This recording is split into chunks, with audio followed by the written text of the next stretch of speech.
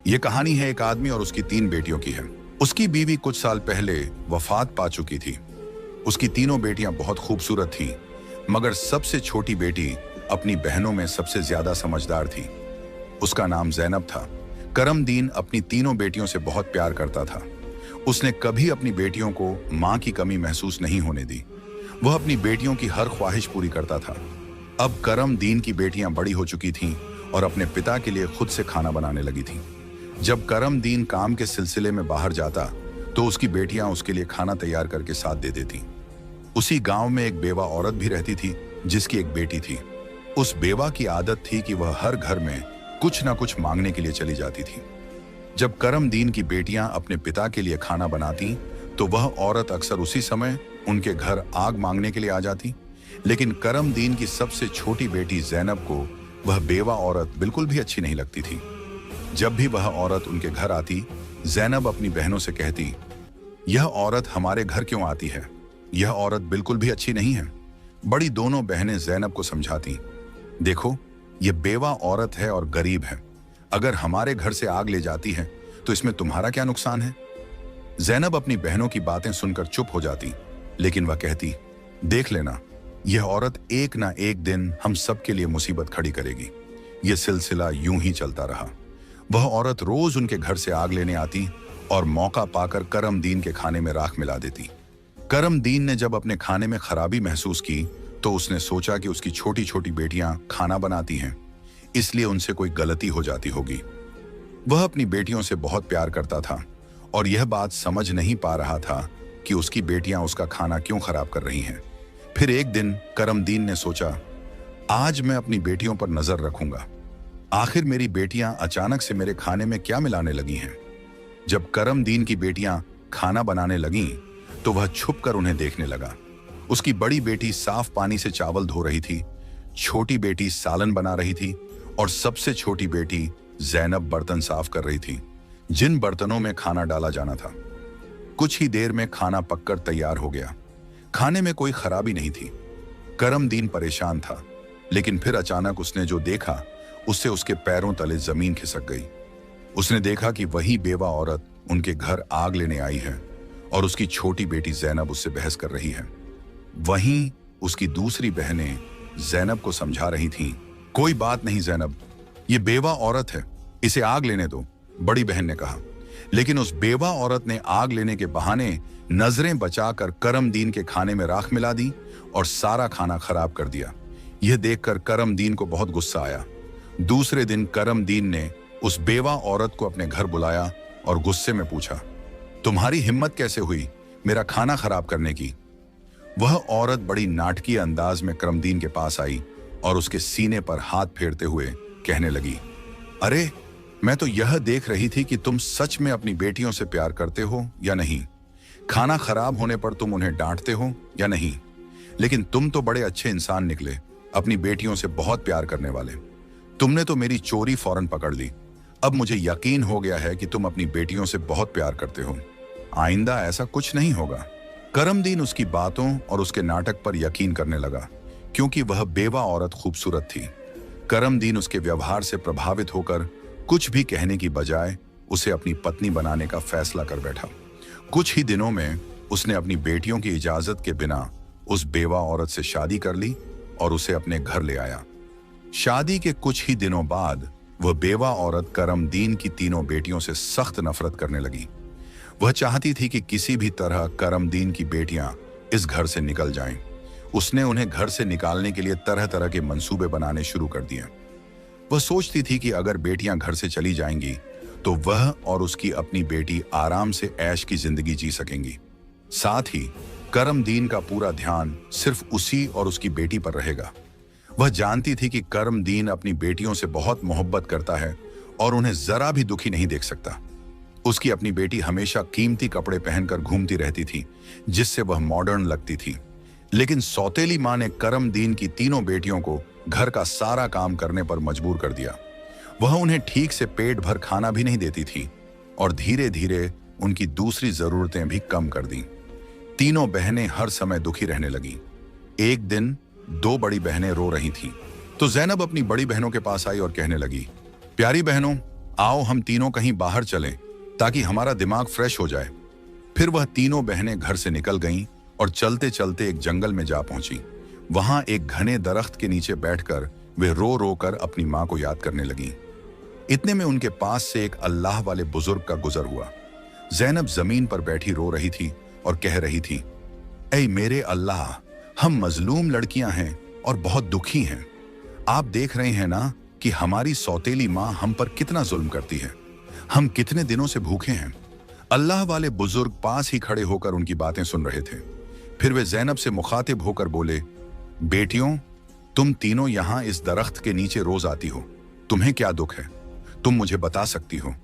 जैनब ने रोते हुए अल्लाह वाले बुजुर्ग को सारा वाकया सुना दिया। उनकी बात सुनकर बुजुर्ग को बहुत दुख हुआ। वे बोले, बेटी, यहां से थोड़ी दूरी पर मेरी झोंपड़ी है। मैं वहां रहता हूं और इबादत करता हूं। मेरी झोंपड़ी के बाहर एक अनार का दरख्त लगा है जिस पर पके हुए अनार लगे हुए हैं। तुम जाओ और उस दरख्त से जितने मर्जी अनार तोड़कर खा लो। यह सुनकर तीनों लड़कियां खुशी खुशी उस झोंपड़ी के पास पहुंची। उन्होंने देखा कि दरख्त पर बहुत ही खूबसूरत और रसीले अनार लगे हुए हैं। तीनों ने एक एक अनार तोड़ा और बैठकर मजे से खाने लगी। जब उनका पेट भर गया तो उन्होंने बुजुर्ग का शुक्रिया अदा किया और घर वापस आ गईं। इसके बाद जब उनकी सौतेली माँ उन्हें खाना नहीं देती तो वे रोज जंगल जाती और उन अनारों को खाकर अपना पेट भर लेती। धीरे धीरे उन्होंने अपनी माँ का दिया हुआ खाना बिल्कुल छोड़ दिया। अब उनकी सौतेली माँ सोचने लगी, मैं इन लड़कियों को खाने को कुछ नहीं देती। मैं इनसे इतना काम करवाती हूँ, उन्हें जलील करती हूँ, फिर भी इनके चेहरे पर एक अजीब सी चमक है। इनमें से कोई बीमार भी नहीं पड़ती, बल्कि इनकी खूबसूरती बढ़ती जा रही है। और मेरी बेटी, जिसे मैं इतना अच्छा खाना देती हूँ, वह उनके आगे बदसूरत लगती है। दूसरे दिन जब वह लड़कियां जंगल की तरफ गईं, तो सौतेली माँ ने अपनी बेटी को उनका पीछा करने के लिए भेज दिया। जब तीनों लड़कियां अनार तोड़कर खा रही थीं, तो जैनब ने अपनी सौतेली बहन को देख लिया। उसने बाकी बहनों से कहा, यह लड़की हमारा पीछा कर रही है, मैं इसे यहां से भगा देती हूं। फिर जैनब ने अपने हाथ में पकड़ा अनार छुपा लिया और बोली, अगर यह सब कुछ अपनी मां को बता देगी तो यह हमारे लिए परेशानी का कारण बन सकती है। लेकिन जैनब की दूसरी बहनें बोली, जैनब, तुम कैसी बातें कर रही हो? यह बेचारी बेकसूर है। जैनब की बड़ी बहनें बोली, हमारी सौतेली मां तंग करती हैं, यह तो हमें कुछ नहीं कहती। इसके बाद तीनों बहनों ने अपनी सौतेली बहन को पास बिठाया और उसे एक अनार पकड़ा दिया। लेकिन सौतेली बहन ने अनार नहीं खाया और जल्दी से अपनी मां के पास जाकर कहने लगी, मां, वे लड़कियां भूखी नहीं रहती, वे तो जंगल में एक दरख्त से अनार तोड़कर खा लेती हैं। उसी दरख्त के पास एक बुजुर्ग भी इबादत कर रहे थे और उन्होंने भी उन्हें रोकने की कोशिश नहीं की। यह सुनकर सौतेली मां को बहुत गुस्सा आया। वह सोचने लगी, मैं इन लड़कियों को अनार खाने से कैसे रोकूं? पूरा दिन वह गुस्से में ही रही। जब शाम को करमदीन काम से घर वापस आया तो उसने अपनी बीवी को परेशान देखा। वह बोला, तुम्हें क्या परेशानी है? क्यों इतनी उदास बैठी हो? वह कहने लगी, मेरे सिर में बहुत तेज दर्द है और यह किसी दवा से ठीक नहीं होगा। करमदीन ने पूछा, तो फिर कैसे ठीक होगा? वह तुरंत बोली, जंगल में एक अनार का दरख्त है जिस पर लाल लाल अनार लगे हैं। अगर तुम उस दरख्त को जड़ से कटवा दो और उसकी जड़ें उबालकर दवा बना लो और मेरे माथे पर लगाओ तो मेरा सिर दर्द ठीक हो सकता है। करमदीन ने कहा, बस इतनी सी बात। फिर उसने कुछ आदमियों को बुलाया और उन्हें पैसे देकर कहा, जंगल में एक अनार का दरख्त है, तुम लोग उसे जड़ से उखाड़ फेंको और उसकी जड़ें मुझे लाकर दो। कुछ ही घंटों में वे आदमी उस दरख्त को जड़ से उखाड़कर उसकी जड़ें करमदीन के पास ले आए। करमदीन ने जल्दी से आग जलाई और उन जड़ों से दवा बनाकर अपनी बीवी के माथे पर मलने लगा। थोड़ी ही देर में उसकी बीवी कहने लगी, अब मुझे आराम है। अगले दिन जब तीनों बहनें जंगल गईं, तो उन्होंने देखा कि अनार का दरख्त किसी ने जड़ से उखाड़ दिया है। यह देखकर वे बहुत परेशान हो गईं और सोचने लगी, अब हम क्या खाएंगे? तभी वे तीनों लड़कियां वहीं बैठकर रोने लगी। उनके रोने की आवाज सुनकर अल्लाह वाले बुजुर्ग अपनी झोंपड़ी से बाहर आए। वे समझ गए कि लड़कियां क्यों रो रही हैं। वे बोले, इसमें रोने की क्या बात है? अल्लाह तुम्हें इससे भी बेहतर कुछ देगा। फिर अल्लाह वाले बुजुर्ग ने अपनी उंगली से जमीन की तरफ इशारा किया और वहां पर एक छोटी सी नदी बन गई जिसमें पानी की जगह दूध बह रहा था। उन्होंने उन लड़कियों को एक मिट्टी का प्याला दिया और कहा, जहां से जितना मर्जी हो दूध पियो। लड़कियां बहुत खुश हुईं और मिट्टी के प्याले में दूध भरकर पीने लगीं। जब उनका पेट भर गया तो वे बुजुर्ग का शुक्रिया अदा करके घर वापस आ गईं। इसके बाद उनका रोज का यह मामूल हो गया कि वे तालाब के पास जाती और मिट्टी के प्याले में दूध भरकर पी लेती। उनकी सौतेली माँ उनकी सेहत देखकर हैरान थी। उसने अपनी बेटी को बुलाया और कहा, मैंने तो जंगल से अनार के दरख्त का नामो निशान मिटा दिया था, फिर भी इन लड़कियों की सेहत पर कोई असर नहीं पड़ा। मैं तो इन्हें पेट भर खाना भी नहीं देती। आखिर ये ऐसा क्या खा रही हैं जिससे इनकी सेहत इतनी अच्छी हो रही है? उसने अपनी बेटी से कहा, इनका पीछा करो और पता लगाओ कि ये क्या खाती हैं। लड़की फिर से अपनी बहनों का पीछा करते हुए जंगल में गई। जब तीनों मिट्टी के प्याले से दूध पी रही थीं, तो जैनब ने पीछे मुड़कर देखा।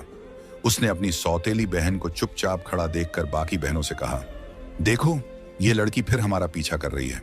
जैनब ने अपनी बहनों से कहा, तुम लोग जल्दी उठो और इसे यहां से भेजो, क्योंकि अगर इसने हमारे तालाब को देख लिया तो यह घर जाकर सब बता देगी और फिर घर में हंगामा खड़ा हो जाएगा।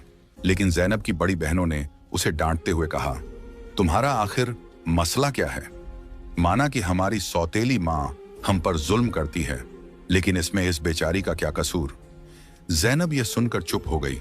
इसके बाद तीनों ने अपनी सौतेली बहन को नदी के पास बिठाया और मिट्टी के प्याले में दूध भरकर उसे दिया। उस लड़की ने दूध पिया और जल्दी से अपनी माँ के पास पहुंचकर तालाब और दूध वाली पूरी बात बता दी। सौतेली माँ को यह सुनकर बहुत गुस्सा आया। उसने अपने गांव के कुछ आदमियों को बुलाया और कहा, तुम जितने पैसे चाहो मैं तुम्हें दूंगी, लेकिन तुम्हें जंगल में जाना होगा। वहां एक बुजुर्ग की झोंपड़ी और तालाब है। तुमने वो झोंपड़ी खत्म कर देनी है और तालाब में मिट्टी डाल देनी है। बदले में तुम्हें बहुत पैसा मिलेगा। कुछ ही देर में वे आदमी उसकी मर्जी के मुताबिक सब कुछ करके लौट आए। वह औरत अब बहुत खुश थी। अगले दिन जब तीनों बहनें जंगल में गईं, तो उन्होंने देखा कि वहां न तो तालाब है और न ही बुजुर्ग की झोंपड़ी। यह देखकर उन्हें पहाड़ जैसा दुख हुआ। वे वहीं बैठकर रोने लगीं और भूखी प्यासी अपने घर लौट आईं। उनकी सौतेली माँ यह देखकर बहुत सुकून महसूस कर रही थी। एक दिन वह फिर बीमारी का बहाना बनाकर लेट गई। शाम को जब करमदीन घर आया तो उसने अपनी बीवी को प्यार से कहा, चाहे मेरा सब कुछ बिक जाए, लेकिन मैं तुम्हें कुछ नहीं होने दूंगा। तुम्हारा इलाज सबसे अच्छे डॉक्टर से करवाऊंगा। लेकिन उसकी बीवी कुछ और ही चालें चल रही थी। उसने कहा, आपको इतना कुछ करने की जरूरत नहीं है। मेरी जिंदगी बचाने के लिए बस एक छोटा सा काम करो। करमदीन बोला, जल्दी बताओ क्या करना है, मैं वही करूंगा। उसकी बीवी बोली, तुम अपनी तीनों बेटियों का खून निकालकर मेरे हाथों और पैरों की हथेलियों पर मल दो, तभी मैं ठीक हो सकती हूं। यह सुनकर करमदीन की आंखों में आंसू आ गए, क्योंकि वह अपनी बेटियों से बेहद मोहब्बत करता था। वह चुपचाप कमरे से बाहर निकला और अपनी बेटियों को ढूंढने लगा, लेकिन बेटियां घर में नहीं थीं। वह परेशान होकर उन्हें ढूंढते ढूंढते कब्रिस्तान पहुंचा। वहां उसने देखा कि उसकी तीनों बेटियां अपनी मां की कब्र के पास बैठकर रो रही हैं। यह देखकर करमदीन का दिल कांप गया। एक तरफ उसकी बीवी की ख्वाहिश थी और दूसरी तरफ उसकी बेटियों की जिंदगी। करमदीन को समझ नहीं आ रहा था कि वह क्या करे। उसने सोचा कि उसकी बीवी उसकी बेटियों से कभी खुश नहीं होगी और उसकी बेटियां अपनी सौतेली मां के साथ खुश नहीं हैं। इसलिए उसने फैसला किया कि बेटियों को कहीं दूर ले जाएगा। उसने अपनी बेटियों को गले लगाया और कहा, ऐ बेटियों, तुम क्यों परेशान होती हो? मैं तुम्हें कहीं और ले चलता हूं। वह अपनी बेटियों को एक घने जंगल में ले गया। वहां उसने मिट्टी का चूल्हा बनाया और बेटियों को खाना बनाकर खिलाया। जब बेटियों ने पेट भरकर खाना खा लिया तो वे एक दरख्त के नीचे सो गईं। करमदीन ने अपनी बेटियों को वहीं सोते हुए छोड़ दिया और वहां से भाग गया। उसके दिल में यही ख्याल था कि कम से कम मेरी बेटियां जिंदा तो रहेंगी और अपनी सौतेली मां के जुल्म से बची रहेंगी। रास्ते में उसने एक हिरण का शिकार किया और उसका खून लेकर अपनी बीवी को दे दिया। उसकी बीवी ने वह खून अपने हाथों और पैरों पर लगाया और खुश होकर कहा, अब मुझे आराम है। उसे यकीन हो गया कि करमदीन ने अपनी बेटियों को मार दिया। दूसरी तरफ जब तीनों बहनें जागीं तो उन्होंने देखा कि उनका बाप उन्हें छोड़कर जा चुका है। वे अपने बाप को पुकारने लगीं। जंगल में जंगली जानवरों की आवाजें सुनकर वे डर गईं और रोने लगीं। इत्तेफाक से उसी जंगल में 3 दोस्त शिकार के लिए आए थे।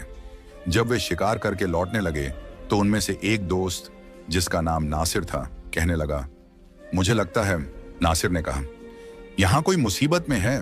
क्या तुम लोग किसी के रोने की आवाज नहीं सुन रहे? मुझे तो किसी के रोने की आवाज आ रही है।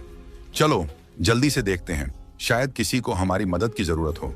फिर तीनों दोस्त आवाज की दिशा में चल पड़े। आगे जाकर उन्होंने देखा कि 3 खूबसूरत लड़कियां बैठी हुई रो रही हैं। नासिर आगे बढ़ा और उनसे पूछा, तुम यहां अकेली क्या कर रही हो और इतना क्यों रो रही हो? जैनब ने नासिर को अपनी पूरी कहानी सुना दी। लड़कों को उन पर बड़ा तरस आया। वे आपस में कहने लगे, क्यों ना हम इन लड़कियों से शादी कर लें? इन्हें एक छत मिल जाएगी और हमारी जिंदगी भी सुकून से गुजरने लगेगी। फिर उन तीनों लड़कों ने उन तीनों लड़कियों से शादी कर ली। जैनब की शादी नासिर के साथ हो गई। संयोग से उन तीनों दोस्तों के घर पास पास थे। तीनों बहनें खुशी खुशी अपने अपने घरों में रहने लगीं। 1 साल के बाद जैनब के घर में बेटे की पैदाइश हुई। ये देखकर नासिर के दोस्त और जैनब की बहनें बहुत खुश हुईं। धीरे धीरे जैनब का बेटा 2 साल का हो गया। एक दिन नासिर ने अपने दोस्तों से कहा, मेरा आज फिर जंगल में शिकार करने का मन हो रहा है, चलो शिकार पर चलते हैं।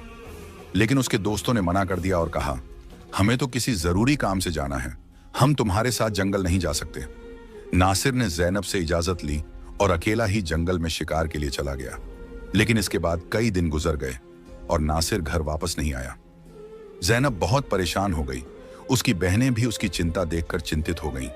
जैनब के जीजा नासिर के दोस्त ने उसे तसल्ली देते हुए कहा, तुम फिक्र मत करो, हम नासिर को ढूंढकर जरूर वापस लाएंगे। लेकिन करनी खुदा की यह हुई कि नासिर के दोस्त भी उसे ढूंढने जंगल गए, लेकिन वे भी वापस नहीं लौटे। उन तीनों बहनों पर एक बार फिर से गम का पहाड़ टूट पड़ा।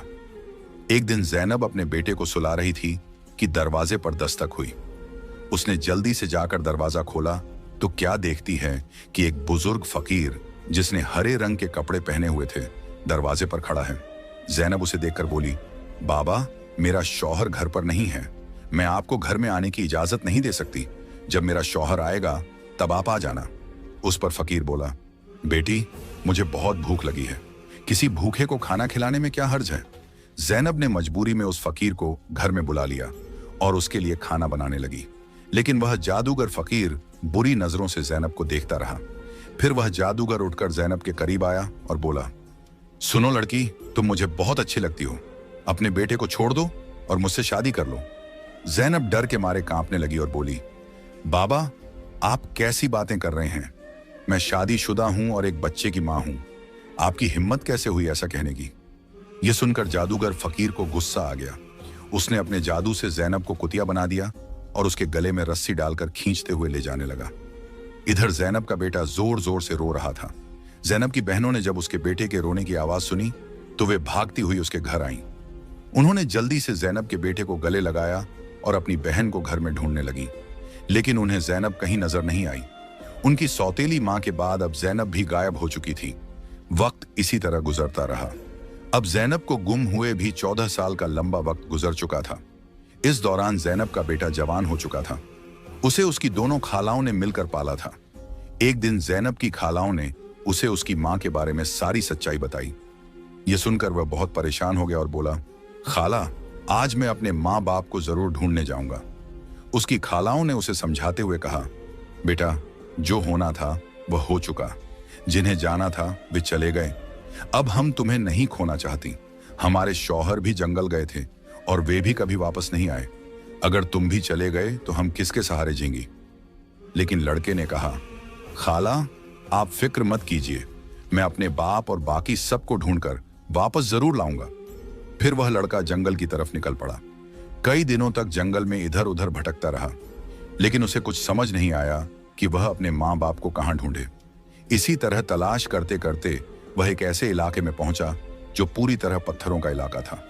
वहां उसने पत्थर की इमारतें देखीं और एक खूबसूरत छोटा सा पत्थर का घर देखा। वह गौर से उस घर को देख रहा था कि तभी उस घर से एक बुजुर्ग बाहर आए और बोले, बेटा, तुम यहां नए लगते हो, तुम्हें इस खतरनाक इलाके में आने की क्या जरूरत थी? लड़के ने जवाब दिया, बाबा जी, मैं अपने माँ बाप और ताया जी को ढूंढने के लिए यहां आया हूं। मेरी मां को एक जादूगर ने कुतिया बनाकर अपने साथ ले गया था। अल्लाह वाले बुजुर्ग बोले, बेटा, यह इलाका एक बहुत बड़े जादूगर का है। वह बहुत ताकतवर है। जो भी उससे पंगा लेता है या उसे बेइज्जत करता है, वह उसे पत्थर का बना देता है। ये जो तुम अपने इर्द गिर्द पत्थर देख रहे हो, ये भी कभी इंसान थे। जादूगर ने इन्हें पत्थर बना दिया। कुछ साल पहले यहाँ एक नौजवान आया था। उसके बाद उसके पीछे 2 और नौजवान आए। जादूगर ने उन्हें पेड़ और पत्थर में बदल दिया और उसने एक नेक पाकीज़ा लड़की को भी 12 साल से कैद करके रखा है। वह जादूगर उस लड़की से शादी करना चाहता है, लेकिन वह लड़की किसी भी तरह मान नहीं रही। बुजुर्ग की बातें सुनकर लड़का सोचने लगा, यकीनन यह लड़की मेरी माँ है और ये लोग मेरे ही परिवार के लोग हैं। आखिरकार मैंने अपनों को ढूंढ ही लिया। इसके बाद लड़के ने बुजुर्ग को अपनी सारी कहानी बताई और कहा, बाबा जी, आप मेरी मदद करें। इन लाचार लोगों को बचाने का कोई तरीका बताएं। बुजुर्ग, जिनकी झोंपड़ी को कभी ज़ैनब की सौतेली माँ ने जला दिया था, मुस्कुराए और बोले, बेटा, अल्लाह हमेशा नेक दिल वालों की मदद करता है। तुम्हें हिम्मत नहीं हारनी चाहिए। अल्लाह वाले बुजुर्ग मजबूरन इस खतरनाक इलाके में आकर रहने लगे। उन्होंने लड़के से वादा किया, मैं तुम्हारा साथ जरूर दूंगा। बुजुर्ग सोचने लगे, क्या पता इस लड़के की मां को छुड़वाने से बाकी कैदियों को भी जादूगर की कैद से आजादी मिल जाए। बुजुर्ग ने बाकी गांव वालों को बताया, यह मेरा पोता है जो दूसरे गांव से मुझसे मिलने आया है। जब जादूगर को शक हुआ कि गांव में कोई नया लड़का आया है, तो वह तुरंत अल्लाह वाले बुजुर्ग के पास पहुंचा और पूछने लगा, यह कौन है? बुजुर्ग ने जवाब दिया, यह मेरा पोता है। इस तरह जादूगर और लड़के की मुलाकात हुई। लड़का अपनी पहचान छुपाकर जादूगर से मिलने लगा। जादूगर ने लड़के को देखकर कहा, तुम बहुत समझदार लगते हो और अपने दादा की तरह नेक और मासूम हो। कल तुम मेरा एक काम करोगे। मैं तुम्हें एक इमारत में भेजूंगा जहां एक लड़की को मेरा पैगाम देना है। मैं उससे शादी करना चाहता हूं। लड़का समझ गया कि वह अपनी मां से मिलने जा रहा है। वह बहुत खुश हुआ और सोचने लगा कि वह अपनी मां के लिए फूल ले जाएगा। उसने योजना बनाई कि वक्त आने पर वह अपनी मां को पहचानने के लिए अपनी पहचान जाहिर करेगा। ज़ैनब की शादी के वक्त नासिर ने उसे एक अंगूठी दी थी जिस पर उसका नाम लिखा हुआ था। बाद में ज़ैनब ने वह अंगूठी अपने बेटे को पहना दी थी। सालों बाद वह अंगूठी बढ़ाकर दोबारा बनाई गई और लड़के ने अब भी वही अंगूठी पहनी हुई थी। अल्लाह वाले बुजुर्ग ने लड़के से कहा, अपनी अंगूठी को फूलों के गुलदस्ते में छुपा दो। जब तुम्हारी मां इसे देखेगी तो वह तुरंत तुम्हें पहचान लेगी। लेकिन यह काम आसान नहीं होगा। जादूगर ने ज़ैनब की निगरानी के लिए एक चौकीदार तैनात कर रखा है जो हर वक्त सख्ती से नजर रखता है। जादूगर अल्लाह वाले बुजुर्ग की बहुत इज्जत करता था और उनके पोते को नेक समझता था। उसने लड़के को गुलदस्ता देकर रोजाना ज़ैनब के पास भेजना शुरू कर दिया। लड़के की कम उम्र महज 14 साल की वजह से जादूगर को उस पर कोई शक नहीं हुआ। ज़ैनब को एक कमरे में कैद करके रखा गया था जहां किसी मर्द को जाने की इजाजत नहीं थी। लड़का रोजाना गुलदस्ता लेकर ज़ैनब के पास जाता और वहां जादूगर की एक दासी हमेशा ज़ैनब के साथ रहती। एक दिन किस्मत ने लड़के का साथ दिया। ऐसा मौका मिला जब कमरे में ज़ैनब के सिवा कोई नहीं था। लड़के ने जल्दी से अपनी उंगली से अंगूठी उतारी और फूलों के गुलदस्ते में छुपाकर ज़ैनब के कदमों में रख दिया। जैसे ही गुलदस्ता जमीन पर रखा, अंगूठी की आवाज हुई। ज़ैनब ने हैरानी से गुलदस्ता उठाया और फूलों में बंधी अंगूठी को पहचान लिया। यह वही अंगूठी थी जो उसने सालों पहले अपने बेटे को पहनाई थी। ज़ैनब की नजरें फौरन गुलदस्ता लाने वाले लड़के की तरफ उठीं। दोनों की नजरें मिलते ही हकीकत साफ हो गई। जादूगर ने ज़ैनब को कैद कर रखा था, लेकिन उसका बेटा अपनी मां को आजाद कराने का मंसूबा बनाने लगा। ज़ैनब ने जादूगर से शादी की रजामंदी जताई और उसकी ताकत का राज मालूम किया। जादूगर ने बताया कि उसकी जान एक तोते में है जो एक पिंजरे में बंद है और एक घने जंगल के दरख्त के नीचे सख्त पहरे में रखा गया है। ज़ैनब ने यह राज अपने बेटे को बताया, लेकिन उसे खतरे से बचाने के लिए जाने से मना किया। फिर भी बेटे ने अपनी मां को यकीन दिलाया कि वह कामयाब होकर लौटेगा। कई दिनों की मशक्कत के बाद वह जंगल में पहुंचा। एक मौका देखकर उसने तोते को पिंजरे से निकाल लिया और जादूगर की इमारत तक वापस ले आया। जादूगर उसे देखकर तोते की वापसी की भीख मांगने लगा। लड़के ने चालाकी से जादूगर से सभी कैदियों को आजाद करवाया। इसके बाद उसने तोते के पंख खींचे, जिससे जादूगर की ताकत खत्म हो गई। अंत में उसने तोते की गर्दन मरोड़ दी, जिससे जादूगर मर गया। लड़के ने अपनी मां ज़ैनब, पिता नासिर और बाकी सभी कैदियों को आजाद कराया। फिर वह सब अल्लाह वाले बुजुर्ग के पास पहुंचे। सबने बुजुर्ग का शुक्रिया अदा किया और अपने घर लौट आए। जैनब की बहनें अपने शौहर से मिलकर बहुत खुश हुईं, जो जादूगर की कैद में सालों तक रहे थे। उनके पिता, जो अपनी बेटियों को खोने के गम में डूबे थे, उन्हें सही सलामत देखकर खुशी से रोने लगे। उन्होंने बेटियों से माफी मांगी और बताया कि उनकी बीवी की साजिशों की वजह से यह सब हुआ। बेटियों ने अपने पिता को तसल्ली दी और कहा, हम अपनी जिंदगियों से खुश हैं। उनके पिता ने बताया कि उनकी सौतेली मां, जो उन पर जुल्म करती थी, एक गंदी बीमारी का शिकार होकर इस दुनिया से चली गई। इसके बाद सब ने खुशी और सुकून के साथ अपनी जिंदगी गुजारनी शुरू की।